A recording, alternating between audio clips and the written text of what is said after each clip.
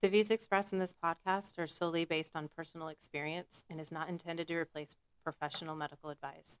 Our opinions should not be taken as therapeutic advice, as this podcast is for entertainment and information purposes only. Hey, everybody. Welcome to the Police Condition. My name's Ryan, and sitting across from me, and always standing beside me, my lovely wife, Laura. Hello. So it's been a while.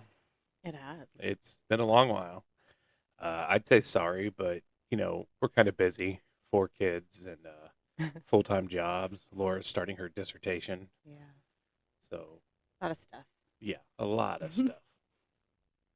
Busy. That we are. But we found time to talk to you lovely people, so We did. let's get into it. Yeah, So we were talking, me and Laura, obviously, that's me. and we talk about the police officer, the firefighter's thoughts on things and their side of the story and what they're going through. But what we haven't talked about is what are the spouses going through? Us. Yeah, the spouses of first responders. What do they go through? What do they deal with? I mean, we've talked about this numerous times that, especially when I'm working long weekends and I'm working nights, so I sleep most of the day, you're basically a single parent. Yeah. Yeah. So a single parent with 4 children. Yeah, that's fun. Yeah. And I know I get home and you're stressed. Yeah. And I get it because I can spend 3 hours with the kids and I want to go crazy. I mean, and I've seen this a lot too, working in my practicum. Like, I had a lot of spouses come in and just kind of vent and de-stress, and they say the same thing. Like, I'm overstimulated. I'm exhausted. By the time he gets home, whether they're working night shift, day shift, whatever, it's like they're tired too, but then you still have to like pick up the slack, make dinner, whatever, and you have like nothing left in you. It's hard. Yeah. It's very I hard. can only imagine. Like I said, just the days where I'm home and like I let you sleep in, right? Or because you don't get to sleep in much because when I'm sleeping during the day, it's because I worked the night before. Mhm. So I'll get up and I'll let you sleep in. And like I said, just those couple hours of the screaming and the yelling and the I want this and I want that and Daddy, he hit me. Daddy, I did not. He hit me first. She hit me. It wears me out Yeah. fast. Yeah. Yeah. I mean, you're trying to be like a disciplinary, you're trying to be a nurturer, you're trying to be their, psychologist and like the mediator between their fights, and and then you're their chef and their maid, and it's a lot. Yeah. Yes, it is. It's And constant. I barely do it because I'm gone most of the time for work. But you do it a lot when you're here. I mean, you don't like leave that for me. It's like an equal share when you are here, and you do pick up the slack, when you are home. So it's always nice. I try. Yeah, you do try. Yeah. Thanks. That helps. Yeah. I try to get as much as possible. I mean, and then, I see it all the time, like, especially when it comes to, like, cleaning the house and stuff. And Mhm. you try to clean the house and you get a room done and then you turn around and it's a mess again. Like, Mhm. so I know you're dealing with that also. Oh And my gosh, yeah. That's so exhausting. Put all this effort into cleaning, a couple rooms even, and then yeah, it doesn't look like I cleaned anything. yeah, I mean, we can clean the house and it'll be clean for like 10 minutes. And that's about it, it feels like. So. Yeah, yeah. And then, like, our room, that's what aggravates me the most is like our room, which is our space. It's still a mess because they bring all their crap in here too. And they take our sheets and throw them off the bed and jump on the bed. Yeah, yeah. I don't know how some parents like they're much better at parenting, I feel like, than we are, because like they're like rooms that might be, off limits, kids can't go in there. They have like these house rules, and I feel like sometimes we try to enforce that, but our kids are like, nope, we run the house now. Like, Yeah. okay. Yeah. Right. Well, I mean, we have locks on our doors. Yeah. And they have found a way to unlock them. So we can even lock our bedroom door to keep them out, and they still get in. Yeah. Or they'll like we need to have like an adult conversation. They they pry their way in, and then they're like, Mhm. what are you talking about? Like, what? It's adult conversation. Well, what about? Like, Yeah. okay. Tell me about it. Like, we didn't do this in front of you, so let's stop. I don't know, that too, like being the disciplinary or just setting those rules and being consistent with it. I feel like I really have a hard time with that, just because it everything else is so exhausting. I mean, there was one time where our two daughters were like fighting and they weren't like doing anything crazy, but they were just arguing back and forth. And normally I would, try to settle that with them. And I just was looking at them like, I don't care. Like, I have nothing left in me. I don't care. Place your bets on who will win. Right? Yeah. Like, it's the end of the night. And no, I'm done. He'll go to bed. And then along those lines, that's another reason why we haven't done a podcast in a while, is because the kids like to touch our stuff. And I believe it's our middle daughter who has ripped cords out of our little soundboard twice now and ruined the cords, and we had to get new ones. Yeah. So that doesn't help either. Yeah. We need like a better lock system on our door, maybe. I don't know. I don't know what to do. Yeah. It's aggravating. It is. So obviously the kids are a giant stressor when you're by yourself. Is that your number one stressor as a first responder spouse? I think being alive is my first biggest stressor. Yeah. I think just managing the house and the kids, I would just loop that into one big stressor. Yeah.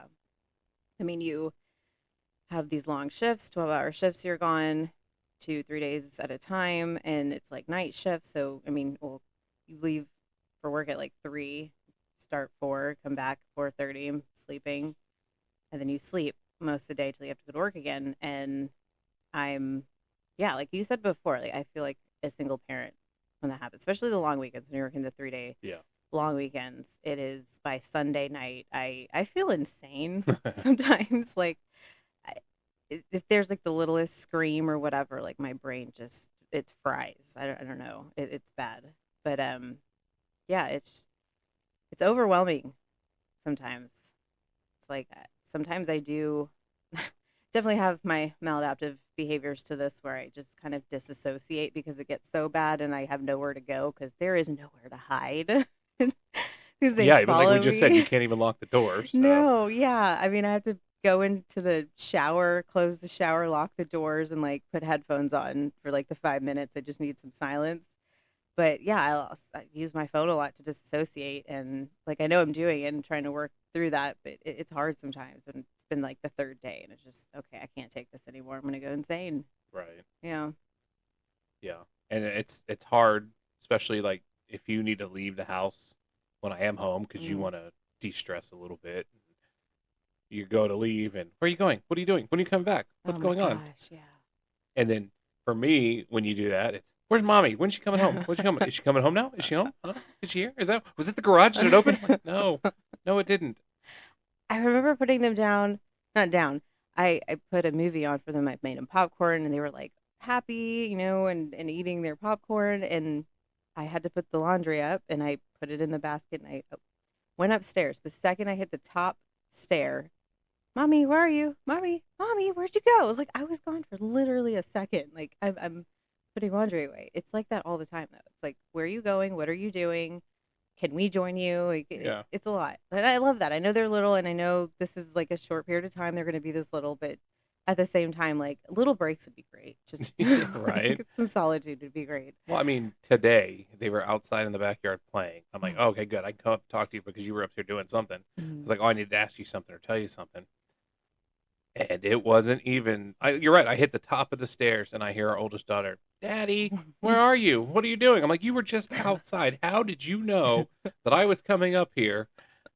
That you had to come inside and find me? Like, how did you know this?" I think, and I truly believe this. I think they have like an internal sensor of like where you're at, or like a radar of like where mommy and daddy is. And if it gets outside those lines, like they just know. just it like beeps off in their head, like, oh, they're not close. We got to go find them. Oh, yeah. I think the breaks, sometimes it gets so much I need like a whole day of a break, but even just the little breaks, like those do help. Like I come back and I'm not as aggravated or overstimulated, though. I'm like, okay, I can handle these situations a little bit better, but sometimes I don't even get that, so it's hard. Yeah, I mean, it's just like we said, it's crazy. It is. We live in a crazy household. Well, again, too, like you said, I'm starting my dissertation, and I'm like the very, very beginning of it, but I'm doing a lot of research on the research I want to do, the research that's already out there. So I'm like looking at really specific, very adult things. It's about sexuality and hypersexuality.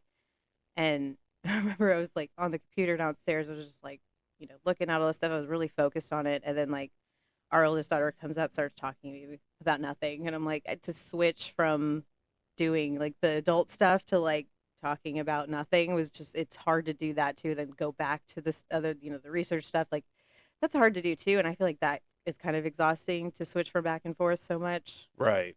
Yeah, like I mean, obviously, I have to deal with that same thing. I go from the hypervigilancy to coming down off that and Hmm. being home, right? Yeah. But for me, it works out that when I'm coming home, I get to go to sleep, Mm.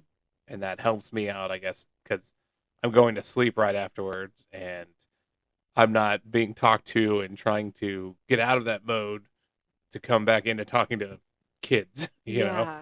Yeah. Well, even your drive home from work, I feel like that is kind of bringing you down too. It's like Yeah, preparing you to go to the lows, and you kind of have that, buffer there. I think it's just like, you have no buffer. it's like right there. No. It's there. There's no, what do you call that, commute for me. Yeah, It's no, like not at all. just turning my head is my commute. Right. Yeah, it's hard, and I think like the irrational like conversations we have, those hurt me. Like they hurt. It hurts my brain, especially when I do come from my dissertation stuff, where it's scientific, all logical, and then like Jovi's talking about something that I don't know. It doesn't compute in my head like at all. Like I was trying to think of an example of this. Like they don't stay in my head very often because it's so irrational. But yeah, they're just really bad. Yeah. Oh, yeah. Well, I mean, what tonight? Our middle daughter was sitting here. Oh no, I was asking what we want for dinner, Mm. and our middle daughter was just, she's not quite there at talking. She can say things, and you can understand her, especially us because we do it. But there still are things that we don't know what the hell she's saying. Yeah. And she was saying something, and I thought she said hot dog. I'm like, oh, you want a hot dog? She goes, no. Then she said something else. I go, are you talking about a dog? No. I'm like, well, what do you want? Blah, blah, blah, blah. I'm like, I don't know what that is. Like, explain it or something. Sometimes I wish we taught her like sign language. Yeah. It's like the only form of communication she has is talking. She's not really great at that, but yeah, there's like no other way. Like, can you just tell me something else Yes. about it? Say Like something else. Not just blah, blah, blah, blah, blah, blah, blah, blah. Oh my It gets better every day with her, but it's still, yeah, she's at that stage where she's not quite there, but she's yeah. almost there. Like, what does she say when she says yes? Wah, Wah. wah. That's so cute. She's a French Canadian with that. Wah. Oh my gosh. Oh, it's our oldest daughter, her hypotheticals. She's very into hypotheticals right now. I think the last one, she's talking about like tornadoes because we had like a tornado scare and we had to get in the bathroom because alarms were going off and all that just to be sure. So she's been talking about that day. It's been like a month or two, Yeah. which is fine. Like she was scared and trying to work through with it. But she's always asking like, can tornadoes take houses? I'm like, yeah, they can. If it's pretty strong. Can they take cars? Yeah, they can. Well, what if we were in the car and we got in a tornado and it blew us away? I'm like, well, it's kind of unpredictable. Some people survive that. Some people, it might not end that great. And she's like, well, what if we got blown into outer space? I'm like, I don't know. Or like, what if I was in my bed and the tornado took me, like, and then brought me back, and then I went out and I went to the bathroom. I'm like, I don't know. I don't know how to answer these hypotheticals for you. Like, these are just, I don't know. It's irrelevant, but okay. Yeah, Yeah. sure. She asked me the other day, could a tornado take our couch? I'm like, yeah, I'm sure it could. I remember one time, she won't let this one down. I was cooking and I was talking to her youngest, or not youngest, but second youngest daughter. And like a bunch of stuff was going on and she was asking me the tornado stuff. And she's like, can a tornado take the garage? And she said it like 3 times. I didn't hear her. And then finally I was like, yes, no, no, no, it can't. Because I didn't actually hear her. I wasn't really listening because I was doing other things. And then the next day she asked the same question. I was like, yeah, I mean, if it's the house, it could take the garage, maybe the garage door or something. You said it couldn't. I was like, sorry, maybe I didn't hear you. But you didn't say that. Like, now you're changing your mind? Like, How it's like, dare I'm you? so How dare sorry. you be wrong Right? or lie to me? Oh my gosh, it's hard. It's hard. And then the different stages of our kids too. I mean, they all function differently. They're all different ages, so that's hard to juggle sometimes. My sons, are always, you know, look, mom, look, look, look, look, and you look over and he's like, he jumps up once and it's like, oh, that's awesome, dude, or Look at me. he's like playing video games. Look at this, look at this. Like, Mhm. okay. Our oldest daughter, she's in that stage of very curious about things, asking irrational questions and, starting fights with everybody. Then the second youngest, trying to talk. Mhm. So, I mean, she still can't do a lot of things, but she could do a lot of things also. And our youngest obviously can't do anything. She's a baby. Yeah. So it's juggling all that. It's kind of hard too. Yeah. Yeah. Especially by yourself. Yeah. I had a lot of help from Jack Daniels. How'd you get through every Christmas, Dad? Eh. If you don't know what that is, that's a Christmas Vacation reference. Yeah, I don't actually drink whiskey during the day. Oh man, I don't know, but the other element of that too is like it's hard, knowing you're not here to help, you're not here for support, you're not here, just to bullshit with and kind of have that outlet away from that other stressors. But You don't get that adult conversation that that often, too. I mean, So we text during the day, but that's not the same. it's not the same. No, not really. And I mean, there's always that stressor, and I feel like with every first responder spouse, I mean, you are going to a dangerous job, and you get to a call like, and I'm over here cleaning up puke, and something could happen to you, and I get that call. It's scary. It's always in the back of my mind. Right. Yeah. Well, I mean, that was another question of mine is, what is, I mean, obviously your biggest fear would probably be me dying on the job or something to that extent. Yeah. But how do you get around that? How do you not think about that all the time? And especially with the kids stressing you Yeah. out too. And So, and I know we'll probably do another episode about coping mechanisms, but one of the five is avoidance. And I don't normally use avoidance because it gets me into a lot of trouble with myself and just my emotions and all this. So I don't usually use it. But in this instance, I use it all the time. I just avoid the fuck out of it because if I dwell on it or if I think about it, and you've had some scary things where you've told me, the time you got in a car accident or, yeah, oh, I'm going to like, oh, every time you tell me you go to a domestic, I don't like that. But I always have that thought in my head, like, oh shit, like this isn't good. I don't like this. But, I avoid it. I'm like, okay, well, nothing you can do. You can't do anything about this. Whatever happens, happens. And that's it. Like, I just throw it away basically. right. Because what am I going to do? Just sit there and be scared I the mean, you whole can't day? dwell on it all day, right? You can't. No, you go crazy. Yeah. I mean, and a lot of times, like when you worked at your other job or the other department, you got home during the day. So I had that sense of relief, that feeling. But now that you get home at 4:30, like I don't get to hear you come in. It's not till the next morning. I look over and you're there. There's been a couple times look over you weren't there because you were working later, or I forgot you were working like an off duty, and I'm like, where do you go? Or yeah, it that scares me though. But I think I guess I'm unconscious, so I don't really know anyway. Right. But going to sleep very much has been hard for me, especially being on the night shift. Yeah, I mean, you don't sleep like you used to. No, no. You used to sleep like a damn rock. I know. Like you'd fall asleep quick, and Yeah, I mean, I've had some other issues in my life that I've definitely developed insomnia. But when you're home, I realize like you're the sense of security that I need to be able to fall asleep. And we watched a movie on the couch, like I'll fall asleep. But right. if you weren't home and I was doing that, I would be awake. So you said you use, avoided coping. Do you do anything else to help you cope sometimes? Like if you can't avoid it, like if it's just kind of running rampant in your mind at the time? Yeah. Or does that even happen? Or do you avoid it so well? I can't remember what it was. I think it was like some dude had a gun. This was the job now, the department you're at now, like, and he might have been suicidal. I don't know the whole details, but you said that, like the troop, I don't know if the troopers came or not, but county and everybody was out there and he was threatening either to kill himself or to kill you guys. And I don't, was that this? I don't know. Was this the one with the neighbor? where he was threatening to kill his neighbor? No, because No. he was like, you guys were trying to like talk him down.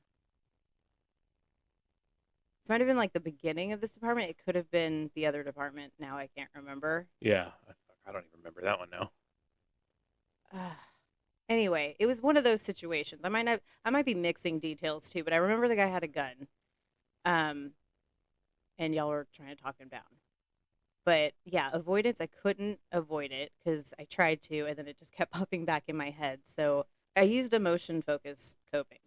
So I knew how I felt at the time. I was scared, I was nervous, anxious. And again, I kind of rationalized it as okay, well, nothing I can do about this. I can only just hope for the best. He's a really good cop and he knows what he's doing out there and he's got, backup and a ton of help. It's not just him out there. And, I'm going to talk to him in 20, 30 minutes. And it made me feel better. And I realized that feeling happy or trying to make myself feel happy or excited to talk to you again made me kind of get through, the fear and anxiety definitely subsided. I mean, it would kind of elevate from here or there, but it wasn't as bad as if I was just like dwelling on that. So Yeah, changing my thought process really helped. I know there's been a few times where I've been like, oh, I'm going to a call, and like I do believe, especially like domestics, because we know how unpredictable they can be. Mm-hmm. But I notice like sometimes I'll go to a call, and if I'm there for a while, I'll get back to the car, and you'll text me like, hey, are you okay? Like, Yeah, you it know, was too long. yeah. Like, they don't like that. Hmm.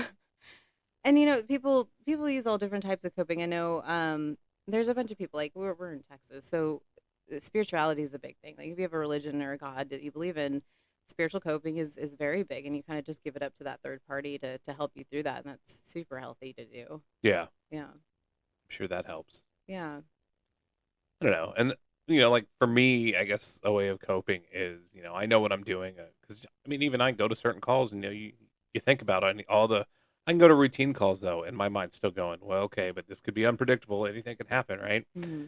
And I look at it like, well, I know how to do my job. I know how to protect myself. But if something happens, like it freaks me out because obviously the thing we've talked about that fear of, like I said, not the fear of death, but the fear of leaving Mm-hmm. my children and you alone. That scares me more than anything. And it's like it's weird because it freaks me out, but then I'm also like, but if it happens, it happens. Like this Yeah, is life. These things happen. yeah, yeah. I mean, if you dwell on something like that, you're gonna make your life miserable, and then you die anyway. Yeah. So it's like make it worthwhile, I guess. And I feel like if you're dwelling on it too, especially in our line of work, if you dwell on stuff like that, it makes you an ineffective cop. Oh yeah, It puts that fear in you, and then you don't want to do anything. And that's how you get hurt. People that don't want to do their job. And I mean, that's a whole different thing. yeah, Talking about, chain of command and things like that yeah, hinder their officers from doing the real work because they're afraid they'll get sued or something bad will happen or they'll be on the news. And that's how yeah. cops get killed. I mean, like you take one instance that you might be fearful of, and if you start to ruminate on that specific thing and it's over and over again, not only are you going to be anxious and fearful about that one thing that could possibly happen, but you're going to start tacking on things that probably won't happen. Unlikely things that are more severe and it freaks you out more. And then your mind starts to believe those things are they're going to happen. It's not a possibility more. It's like if you keep dwelling on it, it's going to happen. Like if I get in the car, I might get in an accident. Of Yeah. course, that's everybody knows that, right? But if I dwell on that, I'm like, okay, I might get in an accident. Oh crap, someone might, go through a red light and hit me. It becomes more specific anxieties. Someone might, just sideswipe me or cut me off or I could die.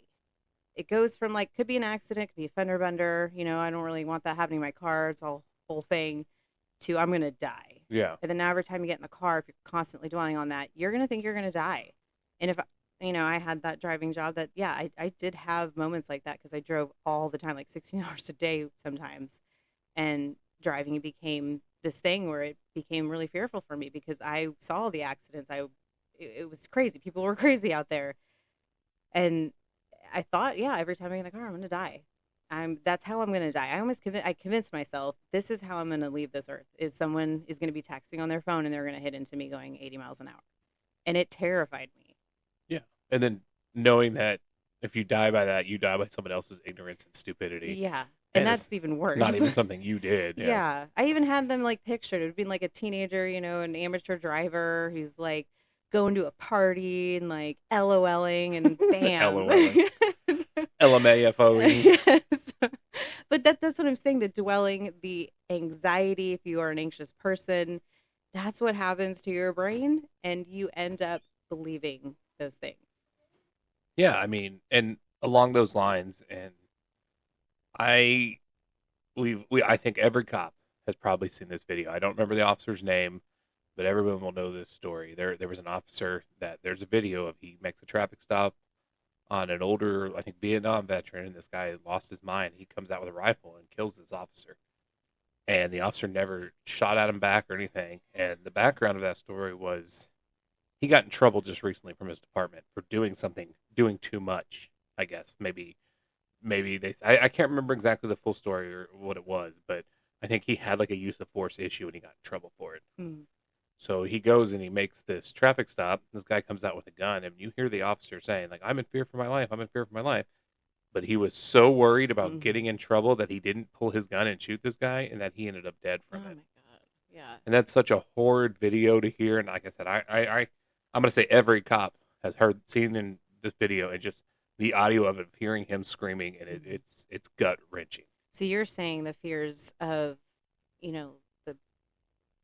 the departments. Well, yeah, it's making that, sure that you're not doing something you're not supposed to, but because the departments are so worried about their PR and how they look that they hinder their officers, and it puts them in a spot like that where they're afraid to do their jobs. Yeah, they second guess what they're supposed to do, and they're afraid to do their jobs.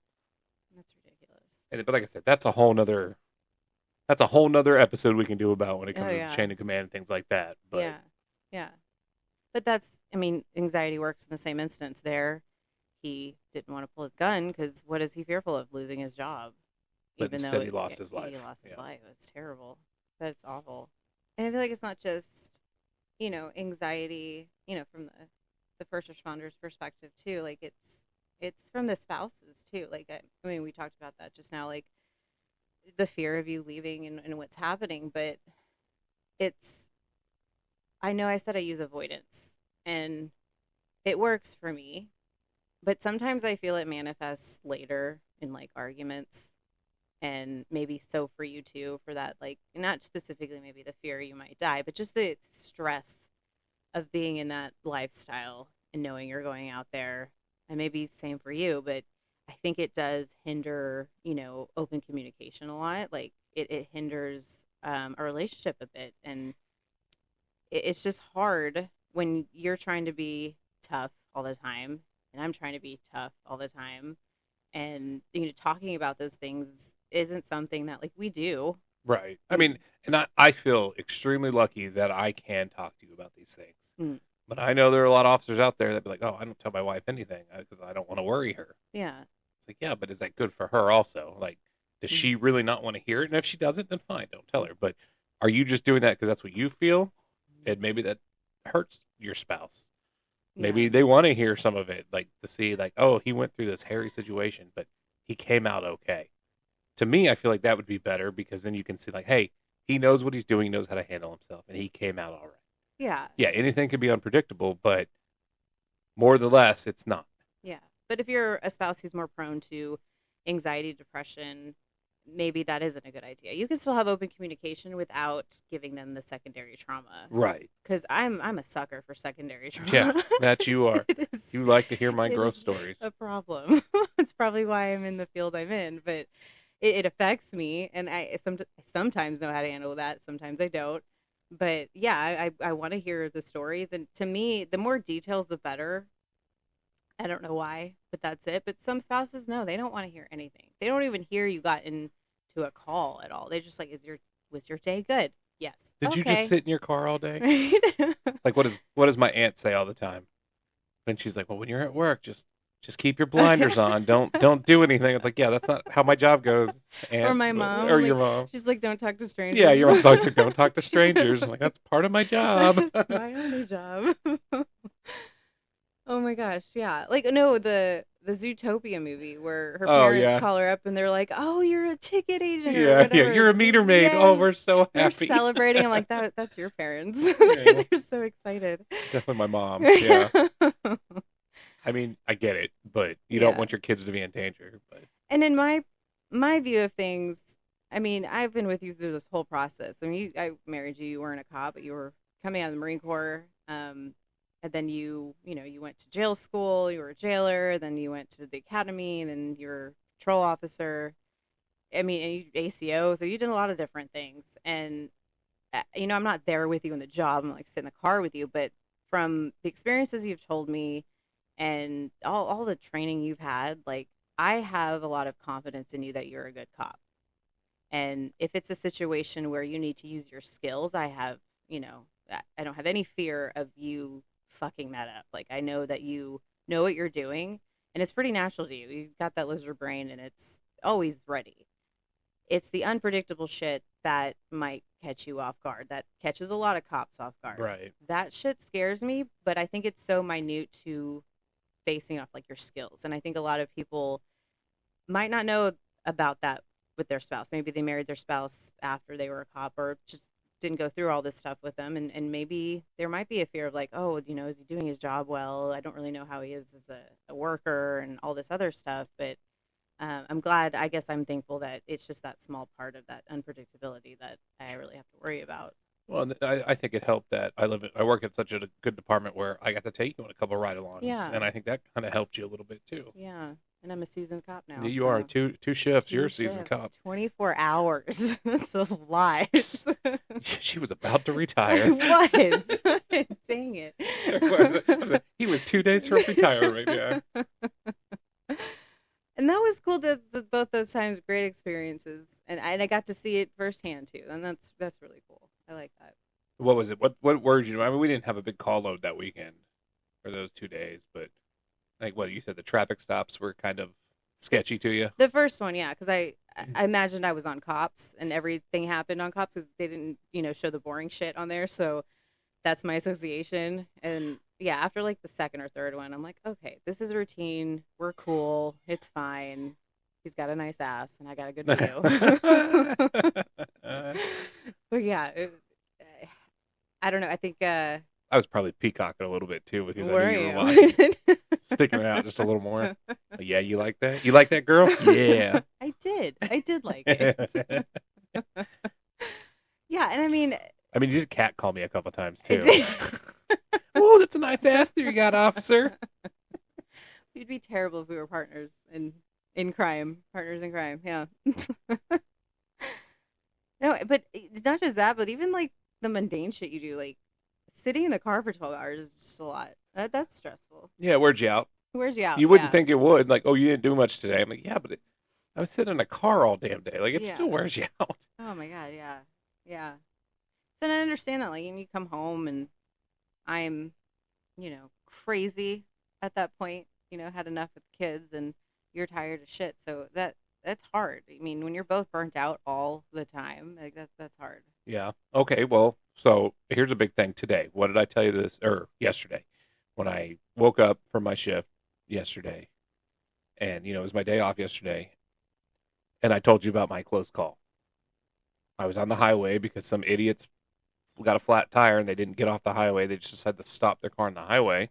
So I got behind them and this 18-wheeler was, I mean, inches from slamming into me. I don't know how they missed me. Mm. And I saw it coming. I couldn't get out of my car because if I would have got out of my car, I would have been right in traffic. And I would have been killed by that car, by the truck. But I'm sitting in my car and I sit there and I brace. I'm like, here it comes. I'm about to get hit. Like, this is it. Like, what went through your head when I told you that?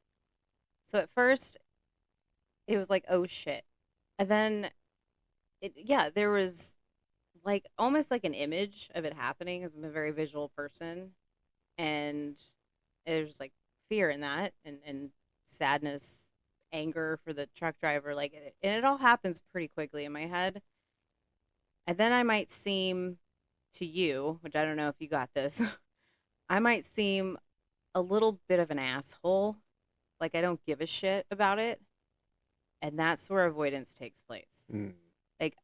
okay, shit. Like, I'm also going through that rationality, that quick rationality of like, okay, that's fucked up. If that were to happen, I might play that in my head and actually see that all happen. But he's standing in my kitchen and he's talking to me. Yeah. Thank goodness he's here, and that's all that really matters right now. But the whole asshole effect that I have of like, oh God, okay. Like, I'm not gonna ask if you're okay. Like, I'll ask if you're mentally okay because you're obviously not in the hospital. Yeah.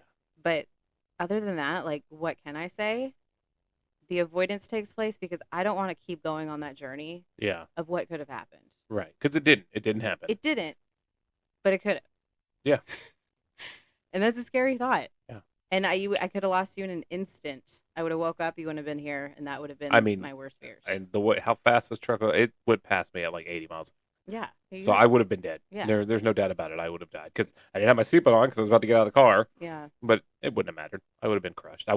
He would have hit me. I would have hit that other car, and I would have been killed. Yeah. There's no doubt about that. Yeah. And if I keep thinking that, it's a terrible feeling I feel. Yeah, it scared the fuck out of me too. Yeah. Oh, and those dumb kids got an earful from me. Good. I was like, get your goddamn car off the highway right now. And it sucks because the part of the highway where I have and I'm working, they're doing a ton of construction, so there's barriers. So if something happens to your car, you can't get off the highway because of all these barriers for all this construction. And it pisses me off because we get so many calls like that all the time because these people are hitting pieces of metal from the construction and there's no place for these people to go. Yeah. And I told them, and like I said, I was mad.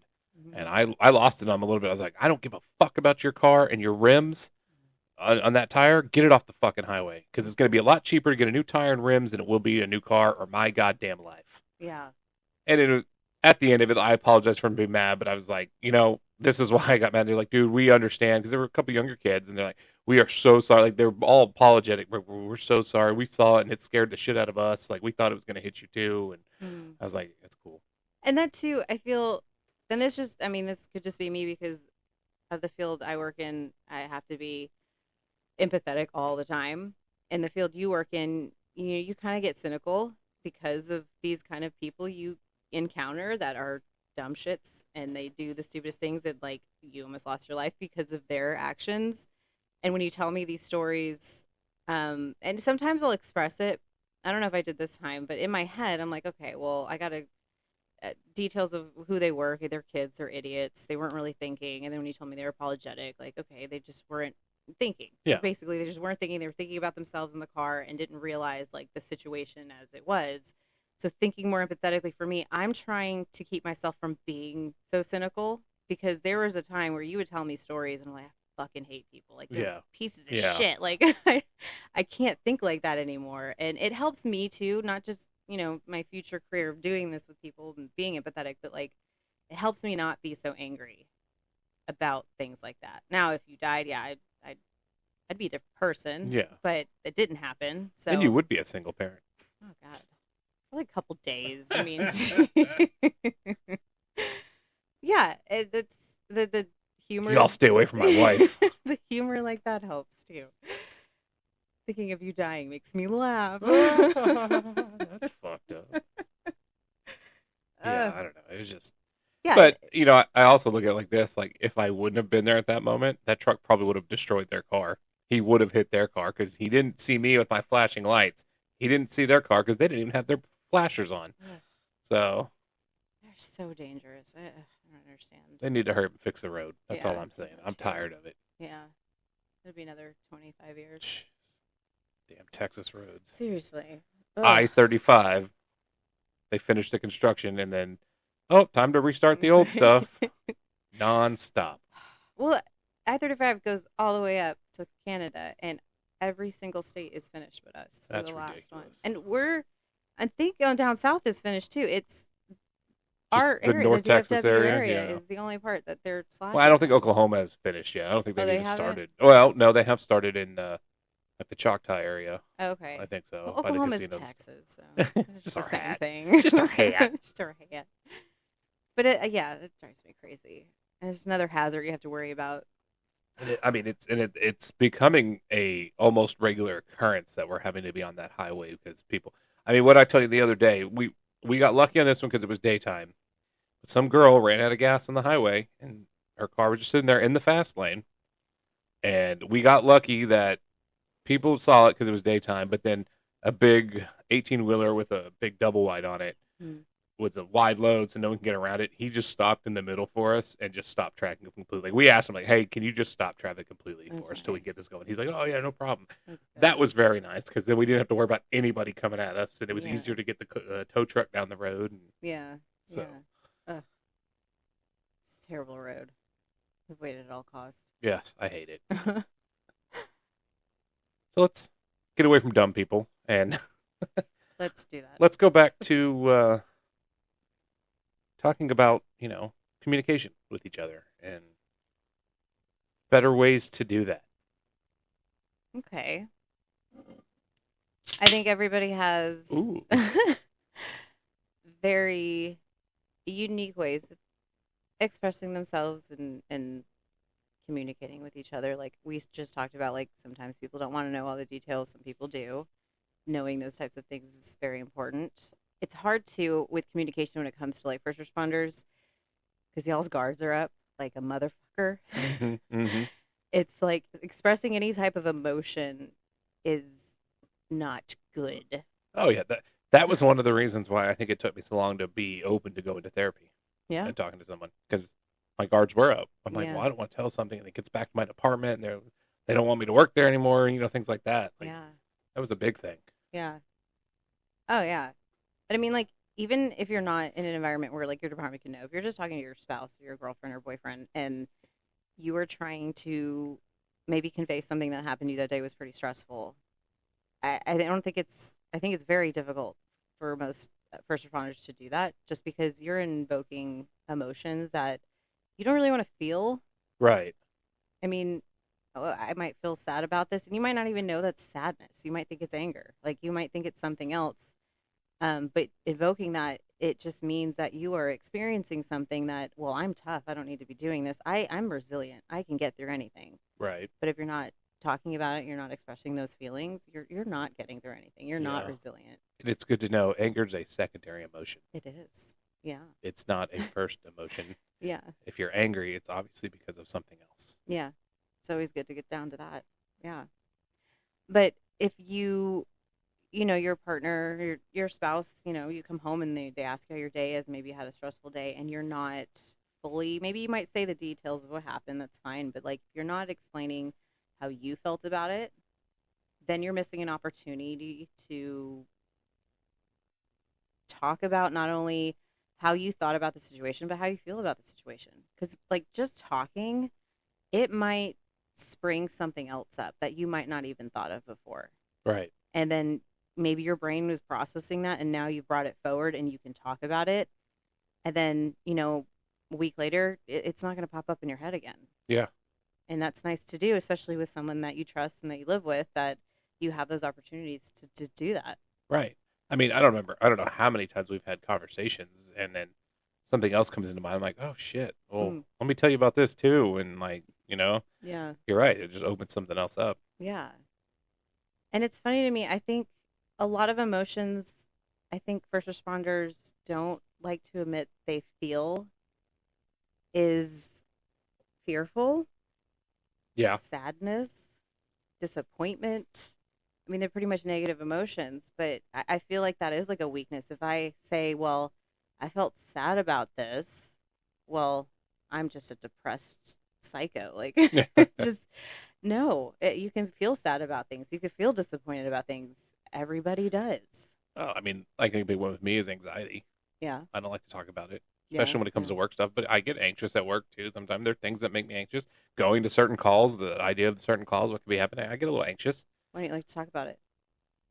Why is it hard for you to talk about it? Honestly, with like my anxious stuff, it makes me feel a little weak. Like, I'm a cop. I should know this stuff. I shouldn't be getting anxious about this because I know these things can happen, but it still happens. You Yeah. know? Yeah. And to me, not talking about it makes you weak. Because if you're not aware of what your body's going through, you don't know how to correct it. Yes, And exactly. you don't know how to manage it. And that's definitely something I've had to learn Mm. because there's a lot of things that I would never talk about because it made me feel weak. Yeah. And now the fact that I can be open with you about a lot of things and again, going to therapy and being open with my therapist about it, like, it's amazing. Yeah. And it makes me feel like a better person. And Yeah. it makes me feel like stronger, really, Yeah. Power of insight. right? I love that. It's awesome. But I mean, it goes for the same with spouses too. Like, we'll take, our unique situation and next day when you wake up and, how was your night? It was good. Maybe nothing happened to you, but, you know, how was your day with the kids? Like, it was fucking terrible. Like, Yeah, yeah, I'm really, really tired and I'm losing my mind and I need a break or whatever it might be. I mean, having that type of conversation, I feel like in the past you would be a listening ear, but that's as far as it would go. Now you're not a listening ear, you're like an active listener and you have a lot of empathy now. You bring a lot of empathy and grace to the table because I'm not just the wife that does everything here. And if she's not cleaning the house, what the hell is she doing? You're slacking. It's more of like, yeah, I understand because the kids are crazy and it's hard to clean and you're doing your best. And you give me a lot of grace with that. yeah. Except when I get mad because then I know I go right to it. Like this bitch is doing shit, I'm trying. which I know it's stupid, and that's just anger. Which is also, like I said, a secondary emotion to me being sad about what we're maybe in an argument about or something like Yeah. that. But I get right back at you. What do? Just sit in your car all night? You don't do yeah, shit. what'd you do today? Fucking nothing. Your job's dangerous. You don't do shit. Sipping on your Slurpee. Whatever. No, we don't even have a 7-Eleven in our I town. know. But no, having the empathy and the active listening and like kind of like a problem solving solution. Like I'm not just going to tell you I'm overstimulated and need a break just to tell you that. Yeah. You're going to give me time to have that Yeah. break and get me away from the kids for a little bit. I mean, like, anytime you tell me that you're overstimulated, I'm like, okay, what can I do to help you now? Yeah. Like, instead of being like, oh, fucking deal with it. Like, I got to go to work. I always try to be like, what can I do to help? yeah. Like, the other day, I'm like, you were very overstimulated. I'm like, get out of the house for a while. Go to a coffee shop. Go do whatever you got to do. Yeah. And you did. And you came back and you felt a lot better. Now, it wasn't long enough to last for too long because the way our Yeah. kids are. Yes, Yeah. we have crazy fucking kids. Like, I mean, that's what we do. I love them to death, but gosh darn it, they are crazy. Yeah. They are crazy. Yeah. It's constant yelling, constant complaining, constant screaming. Yeah. And it's the age. Yeah. I get it. And maybe everyone with kids our age has to deal with this too. I'm sure they do. Yeah. But when I hear it here, I'm like, this is just us. This is just our kids. Our kids are fucking It's just ridiculous. ours.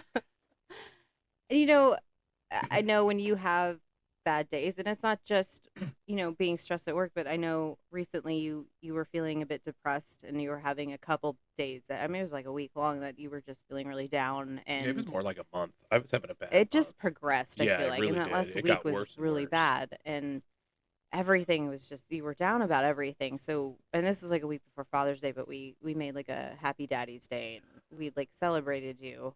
And it was amazing.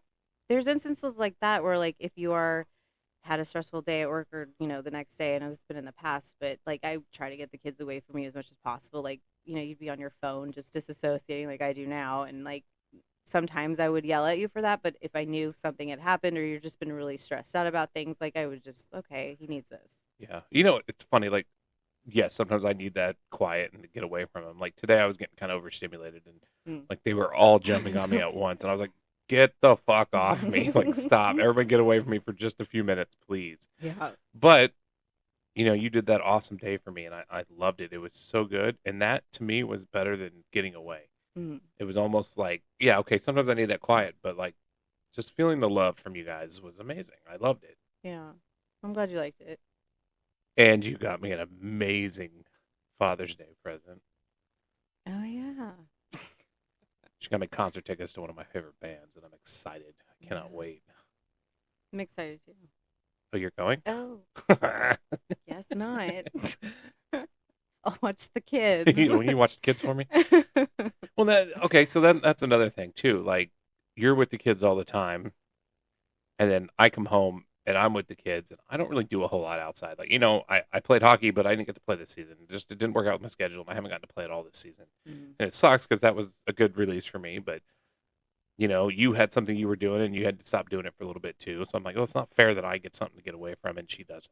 Mhm. So, and she needs the help. So I can, I don't need to play this season. And our seasons are so constant. It's not like a normal where, there's like a 6-month break between, like we stop a season, we end a season and then we go right into the next one. So there's always time for me to play. I needed the break needed to happen Mm. because you needed the help, and I was okay with that. You But didn't have to do that. I know I didn't, but I wanted to. But then at that also instance, it's like now I don't have anything. Like I haven't gotten away at all. So when the only time I get away is at work, and obviously I'm stressed out at work because work stuff. Yeah. There's different stressors, and I come home and there's stressors, Mm. and it's been tough for me because I'm like I don't get anything. But then my friends like okay, the other day. Well, I mean, me and a good buddy of mine, we went to Shields, the big store. And it was just going to be us, and you were okay with it. You're like, yeah, yeah, go. But then, like, I saw my son, and I'm like, he always asks for guy things. He always wants to do like dude stuff, just the dudes and stuff. I'm like, text my buddy, I'm like, you care if our son comes? And he's like, no, of course not. So he went with us. So I didn't technically get that break, but I got the break from the screaming. So that was Yeah. nice because he was cool and we had fun. We went shopping, just Yeah. looked around the sporting goods store and looked at guns. I think that also is my issue, being, just, I mean, I think it's like when we wake up, it's like 5 minutes into the day, it's like I can't take it It's not anymore. even 5 minutes anymore. Yeah, maybe That's- immediate. They come in and they're in your face. Yeah, but Like what did she do today? One of our daughters came in. She's like, "Put this dress on me," yeah, and like we were sitting there trying to wake up. Like they get up, they come in the room, they wake us up, and it's not like, "Hey guys, we're awake. Can you wake up now?" It's do this, do that, do this, do that. It's like you don't even get to wake up before they're it's like screaming in your instant. face. Yeah. Yeah, but I also don't have, like you said, like I used to go to the sauna like an hour just away, relaxing, and I can't do that anymore. And it's like, yeah, I don't have that outlet either, and I don't go to a job either. So it's like You don't get any time. what I do as a job with the dissertation and like doing small jobs, like I do at home where there is constant screaming, and I don't have that like release, and that's been difficult for me too. Yeah, and that's why I told you the other day. I'm like, get out of the house, do what you got to Yeah. do, try to get some relaxation. Even then though, like I know we used to be able to, go on date nights, and we plan a date, like, okay, we're gonna go in a month and we're gonna, go out to dinner and have fun, go dancing or whatever it is. And we would look forward to that. And, our house is falling apart, there's bills piling up, like we're strapped for cash. So now we can't even do that. And there isn't any time, and this is part of that, healthy marriage tactics to include is these like nights out together, quality time. And the only time we can do that is like 2 o'clock in the morning when we know our kids are finally asleep. Right. I mean, and now my last weekend off, and then this weekend, like we found time to do the podcast tonight.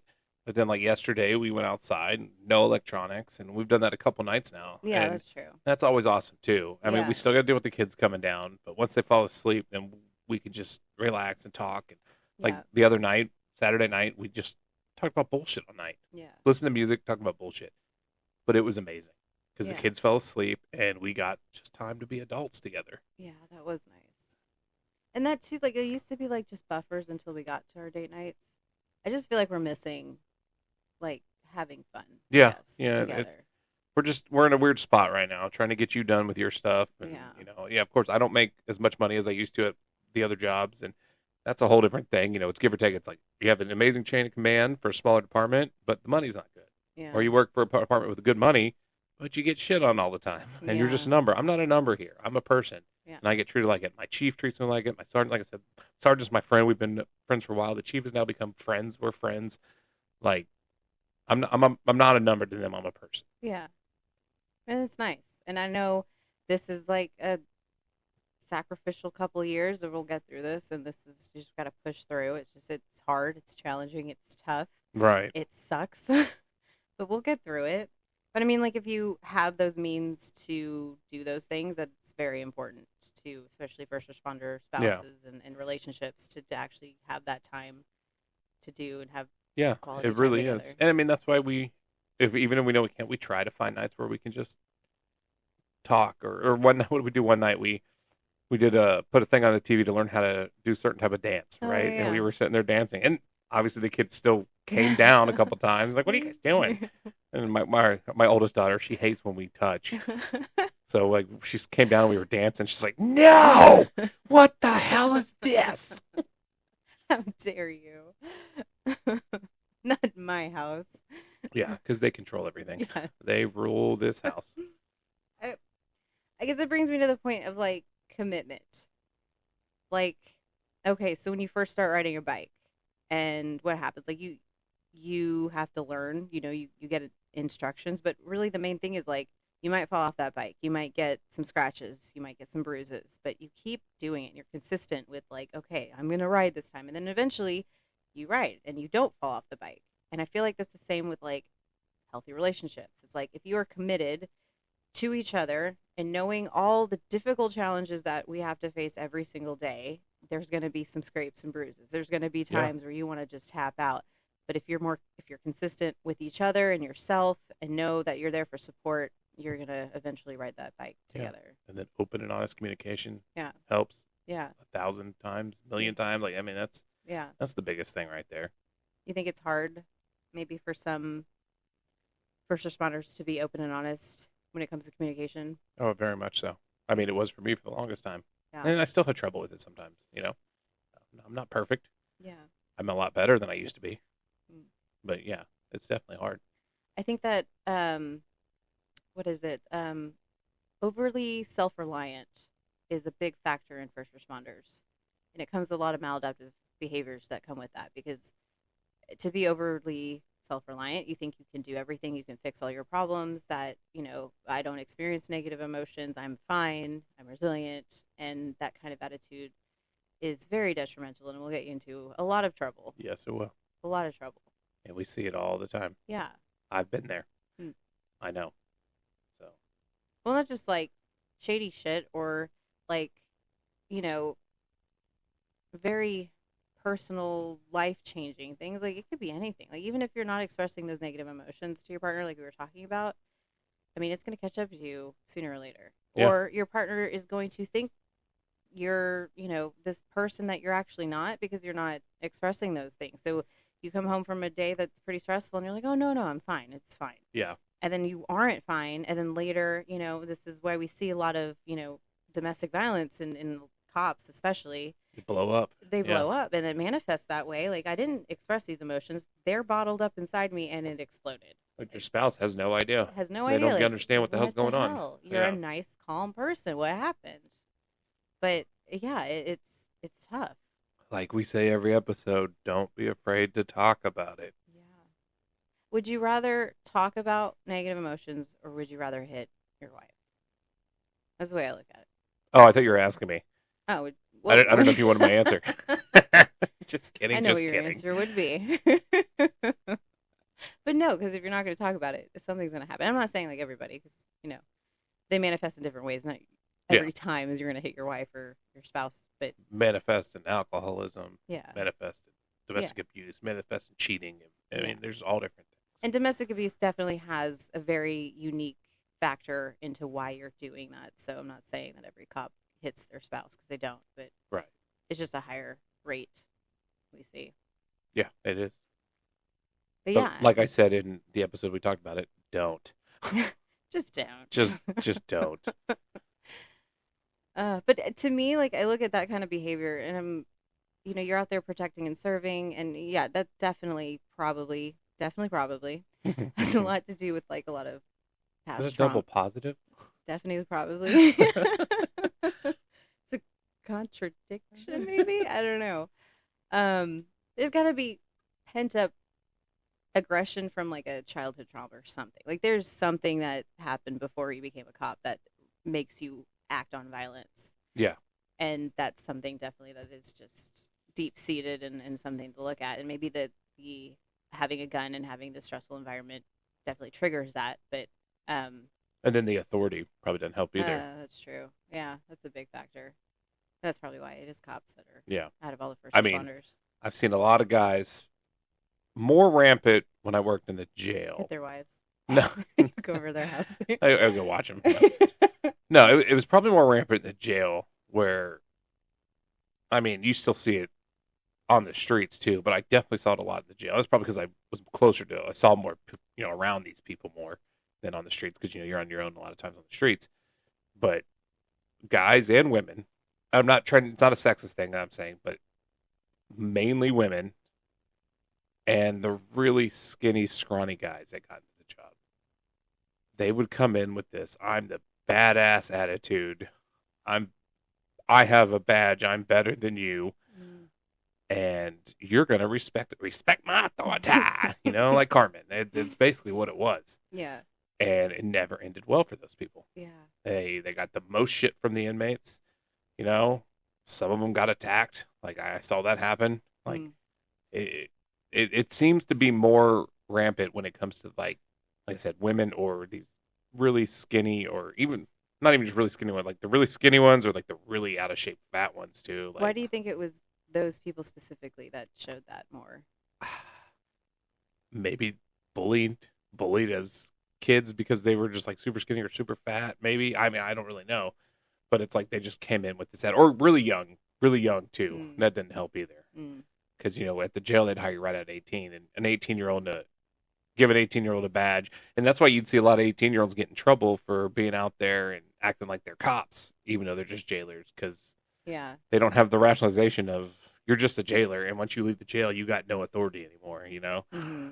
So I don't know. Like for me, when I started my doctoral program, probably like the first couple of years, I had imposter syndrome where I just felt that I wasn't good enough for this. Why am I even here? And then we had a professor and he was like, he really just like highlighted that imposter syndrome. He's like, I see this a lot in a lot of you students. And he's like, you know what? It's totally normal to feel that way.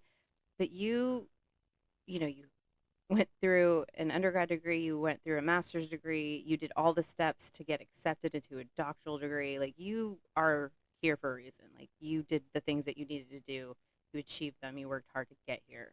And that's really when my imposter syndrome kind of faded out. Like, it started fading out. It didn't go away completely, but going to my practicum and stuff, I realized, I'm gaining these skills. I'm not meant to know everything. That's why these things are here for me to learn. And it helped me. And I know that's on the opposite side of what you're talking about. But I also saw the overly confident people who just made sure that, like, you knew that they were smart. mhm. And I feel like that's the same with, like, in the environment, especially jailers, because that's like the start of law enforcement. It is technically an entry level job at, Yeah, I mean you could do it at 18, so yeah, yeah, and you don't really you don't have to have a degree, you don't have to experience, you just can't have like, really bad record or something, right? right. But these people that come in here that you're saying, like maybe out of shape people or like really skinny guys and women, they're going in, and I hate to say this, but it is a man's environment. Like you are It going is. into a tough environment with freaking inmates, and you kind of have to have that overconfidence in some way, I guess, for some of them, just because like I'm a woman here, I might be fragile, petite woman, and I feel like they don't take me seriously. So what am I going to do? I'm going to take on the attitude that I could beat up any person in here. Or Right. I can just knock down doors, which it kind of a self sabotage kind of thing happening because they don't have the certain abilities to do those things, but they want those abilities. They want to present themselves that way, to appear that way, and it does kick them in the ass in the end, or eventually when Yeah. people find out, like, okay, you can't do this, and that leads to like that stubbornness and not learning things. Well, I know what I'm talking about. I know this already, and you're not actually having that open mind to learn. So in that aspect of that, like on the other side of the spectrum of being like imposter syndrome, yeah, it hinders you, but also you are in an environment that is against you basically. Yeah, I mean I can see that. I mean we talked about it the other day. I was telling you that story about one of the females that I used to work with in the jail that she would push her way through all the guys to go in first. Mm. And we got to a point where it was happening all the time. We're like, fine, go first. But if you get the shit knocked out of you, it's not our fault Yeah. because you're not paying attention to what's going on because you just want to be this badass that you're not. Mm. And she was not Mm. at all, Mm. you know? And it was just, And I think that's the problem. Like you're not working on your skills, you're more working on your attitude to be the badass. Whereas other people are working on their skills to be a badass and like, know what you're supposed to be doing, be more tactical, work out whatever it is to be more proficient in that job. I don't think, I mean, when you have that mindset of like, oh, I can already do this, I'm amazing at it, why would you do any of those things to correct it?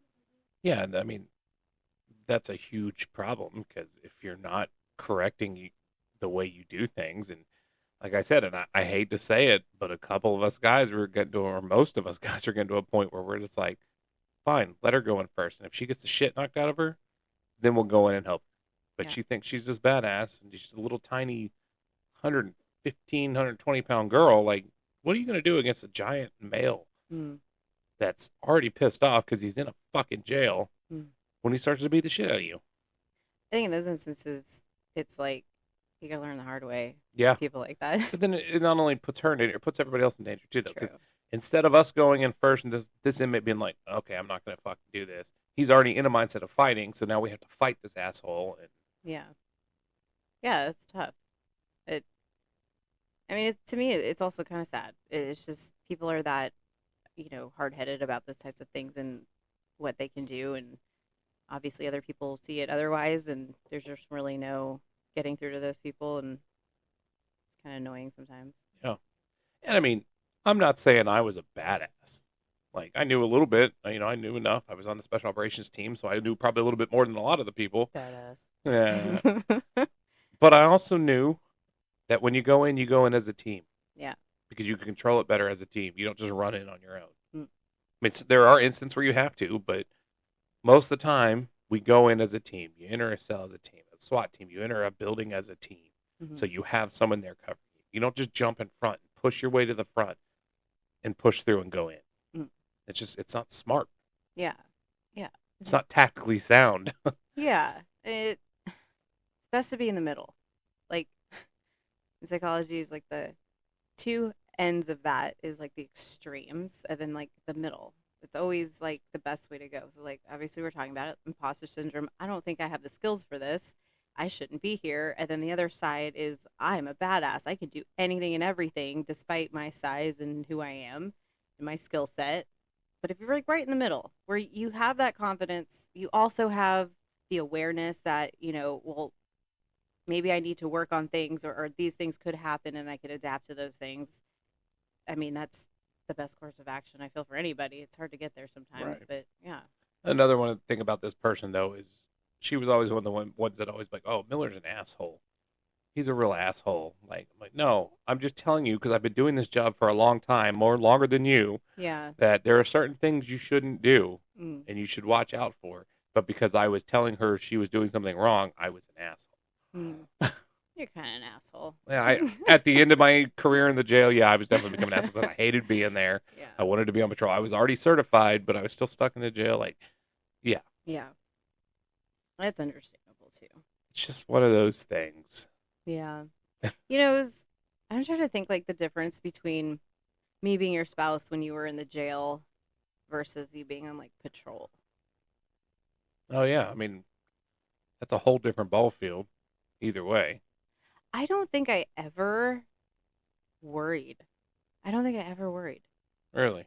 And then maybe because you had like a whole building full of officers that were instantly right there. And then like when you were at the first, it was the same department, but when you were on patrol, like, yeah, you had people out there, but it's a big area to patrol and you basically by yourself. Maybe that was the aspect of like, that's Yeah. more scary, I guess. I also, when I worked in the jail, I got great advice from someone when I first started that basically is like, hey, a lot of these guys just fucked up and they got caught and got a sense. And the guy that was talking to me, he was also a Marine. He's like, I know for a fact you did dumbass shit in the Marine Corps. You probably just didn't get caught for it. You didn't get in trouble. Mm. It's like, okay, yeah. He's like, these guys just weren't that lucky. Mm. And he was basically saying, like, treat them like humans because they're still humans. Mm-hmm. Don't treat them like shit. So I always did that. Now, there were certain ones that never got that respect because they never get the respect back. Mm-hmm. But most of any inmate I ever dealt with, I was respectful. And I treated, and I mean, you have a story about that, don't you? I do. Yeah, I was working at MHMR, and I was in the mental health clinic, the psychiatric clinic. I was a doctor's aide. And at the time, which is really stupid now that I look back at it, like my office, I had pictures of us. And I had this one guy come in and do his vitals. He'd go see the doctor. Then he'd come back and sign paperwork and tell him about, his medications and all that stuff. And he looked over and he was like, Miller? Is that Miller? I was like, yeah, that's my husband. And it's like, oh, I was in the jail and he was one of the officers. And when he said that, I was like, oh, shit. Like, where's the door? Okay. And he was like, no, he was one of the only officers up there that was respectful, and I respect that man for treating me with kindness and treating me like a human, because most of those officers did not do that, Yeah, which and is nice to hear from that side of things. that's what happens when you hire the lowest, youngest people because you need people, and Yeah, when the standards were pretty low back then too. I mean, to get people, and so yeah, yeah, I mean, like I said, but that was the great advice I got is treat them like humans because they are, yeah, and that's exactly right. Yeah, they fucked up, they did some bad things. Some of them were really bad people. I still treated them like humans. yeah, The child rapist, the child predators, the murderers that were in there, the bad people. Still treated them like humans. yeah. The crazy fucking people. And that is very fucking hard to do. I want to do another story. I was working at the same place, and sometimes, we'd get like if they were like an intake, which means it's the first time they're coming in, you get all the information, and we would look at, just certain information out of it. And I don't remember the initials, but there was an initial that would pop up if they were in prison, they've been to prison, or they're currently still in prison. And that's just how they're like billed and stuff. And then it comes with the police report behind it. And I read this one. Um, and this man had been in prison for, I think it was like 12 years. And it had police reports of the incident that happened, which it was, I don't know the technical legal term for it, but it was basically rape of a child at multiple Sexual side times. of a child. Yeah. Yeah. And I'm glad I read it, kind of prepare myself. But then I was like, I shouldn't have read it because shit, like I'm about to meet this person. He's going to come in here if he shows up. He does. Continuous sexual assault of a child. There you go. That's the term. Yeah. But he comes in and taking his vitals, and he is a smooth talker. He's flirting with me. He's pretending like, he has PTSD and all this stuff. Is this And the one that told you he was like a Navy SEAL or some no, that random was shit? another Oh, guy. okay. He was different. But I knew his background. I knew where he came from, but if I didn't know any of that stuff, like you would think he was just some guy flirting. Like Yeah. even that sense, he was pretty creepy. But all that other stuff behind it, like to be in this little tiny small exam room with him, and he came probably 6 times after that, like for appointments and stuff, and I hated, I cringed every time I saw his name. But it's just to know about a person like that and to have like a normal Right. human conversation with somebody who could do those types of things. It just like brought me to like this weird reality of like, holy shit, like I probably do this. Anybody probably does this on their daily lives. Talk to somebody at the store, you have no idea where they're coming Right. from. But knowing that information, it definitely makes you a lot more on edge, anxious. So that's something when I first started in the jail I used to do. I used to read, if I was in a pod, I would read every inmate's charge. Mm, Every inmate's charge, see what they did. yeah. I stopped doing that Why? for that exact reason. Mm. Because I don't want to treat them differently That makes because sense, of their yeah. charge, especially like the child predators and stuff like that. Like, I can't treat them as much as I fucking hate them, Yeah. and I think they should all be gone. Yeah. I can't treat them differently because Mm, that's not fair. That's not my job. My job isn't to prosecute them. My job isn't to treat them differently. My job is to treat them the same as everybody else in that jail. yeah. So I got to a point, and probably took about a year and a half, 2 years, where I said, I'm not reading charges unless it was something crazy. Then I'd read it because I want to read the reports and stuff and see like what happened. But other than that, I got to a point where I stopped doing it. Yeah. Oh, and if you didn't know, there's well over 1 million Navy SEALs in America.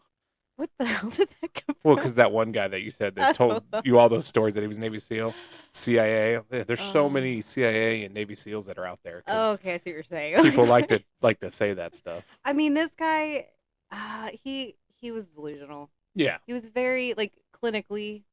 I mean, I don't know what she diagnosed her with. Honestly, I'm gonna have like a very biased opinion on how psychiatrists diagnose, because I'm pretty sure. I think she diagnosed him with what was it? Schizoaffective disorder. Which honestly, going back on that, I would have never diagnosed him with that. Like that's crazy. He had delusional disorder, 100%.